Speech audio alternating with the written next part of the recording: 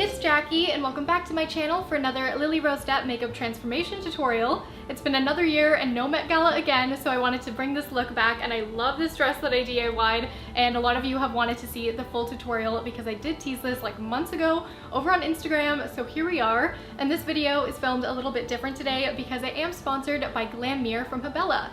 This is a smart sensor makeup mirror that's 5 times magnified. I can really see the detail when I'm doing my makeup, and this is something that I've been using off camera for months now. So typically when you watch my videos, you see me in the frame and then I'm looking off kind of to the distance, and I use a regular mirror, and it's kind of guesswork because it's a little far away. So after I've filmed the little shot, I like to use my magnified mirror and make sure everything is touched up, blended out. I also like to pluck my brows with this. It makes it so much easier. This mirror comes with a USB charger to charge it up before the first use.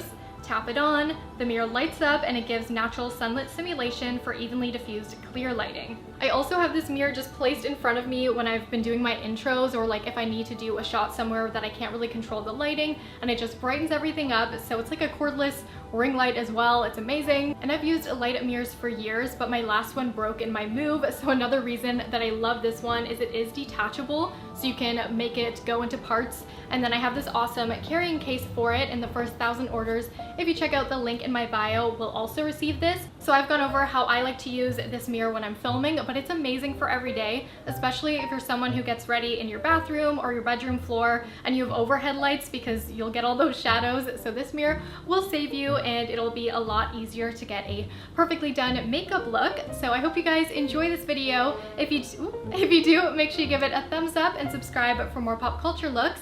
And also, you can customize the type of lighting that you get on the Glamirror app, so I'll go over that as I'm doing my makeup, but let's get into it.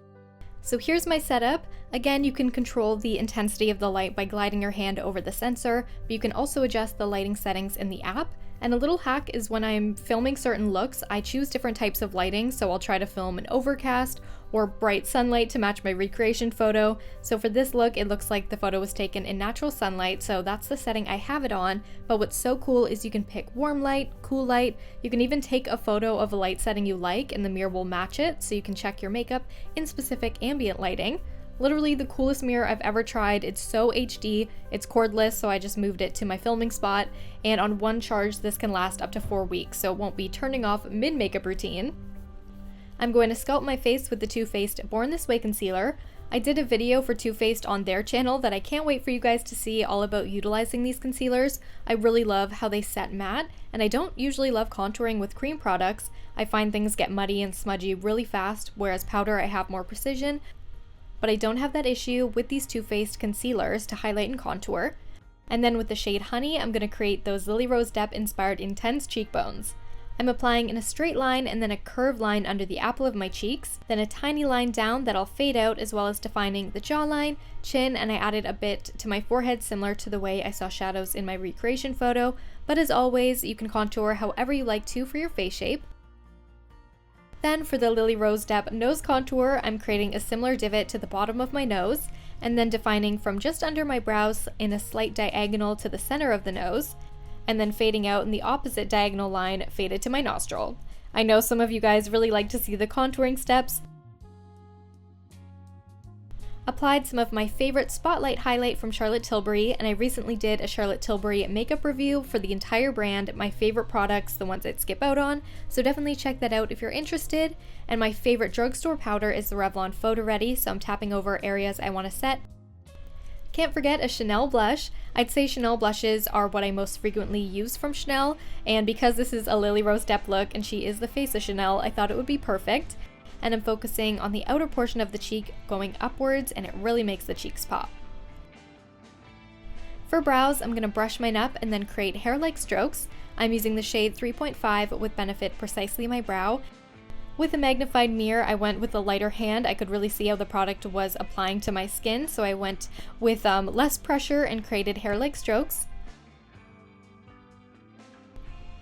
Prepping the lids with Urban Decay Primer Potion.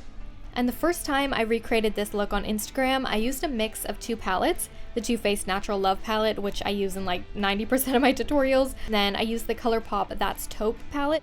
But I realized I had this Dior palette that had all the shades I was looking for, so starting with a warm medium brown from the nose contour in a rounded shape above the crease, faded into an exaggerated and soft wing.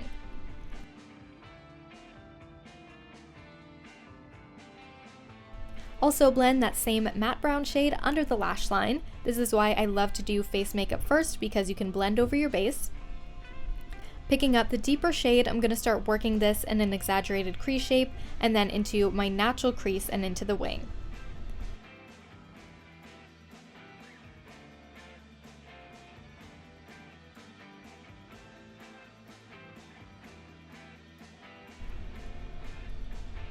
You don't want to bring this color up too high on the outer wing. We do want to extend it outward and bring in some of the depth to the bottom lash line as well. Boom, did the other eye to match, just blending a bit, decided to bring a bit more warmth from the first shadow upwards, but really softly. This eye is pretty quick because it's not crazy blended out, like the crease shade is a little more blent for the drama, and then I'm using the Charlotte Tilbury liner and I'm taking the iridescent shade and cleaning up the lid. Still using the Dior palette, I mixed the two lightest iridescent shades and applied all over the lid and inner corner one more time.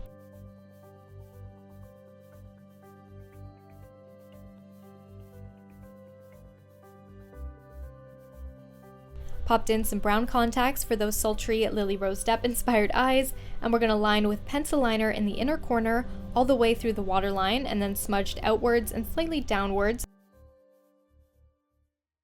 And with this smudgy brush, I'm softening it and the liner really starts to pull that look together. And we're going to finish off with mascara. I went with the Maybelline Sky High and I'm focusing it on the outer portion of the eye.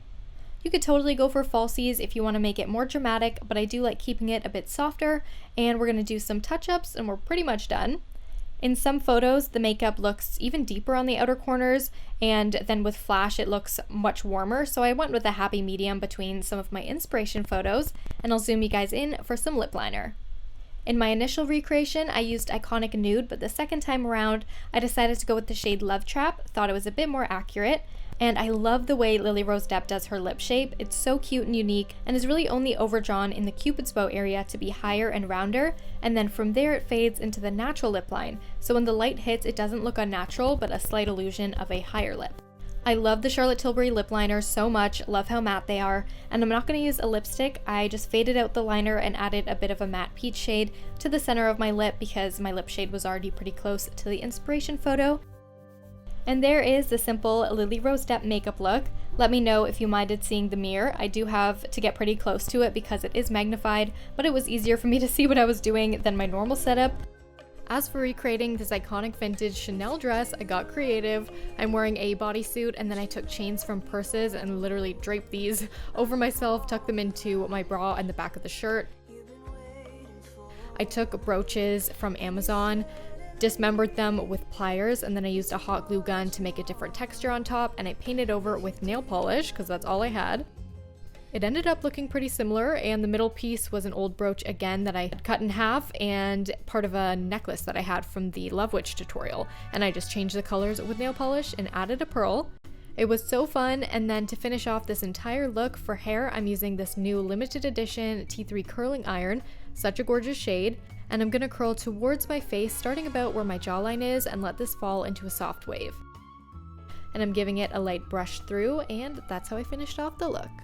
Also, I wanted to give a shout out to those of you who have tried my Lily Rose Depp inspired makeup looks and tagged me. Of course, Lily Rose Depp has awesome red carpet style. If you want more inspiration from her, I did a half Chanel, half drugstore dupe makeup look from another Met look, so there's that one linked. Or if you're looking for some spring hair inspiration, I have a series of no heat hairstyles, so I hope you guys will check it out, and I'll see you in my next video.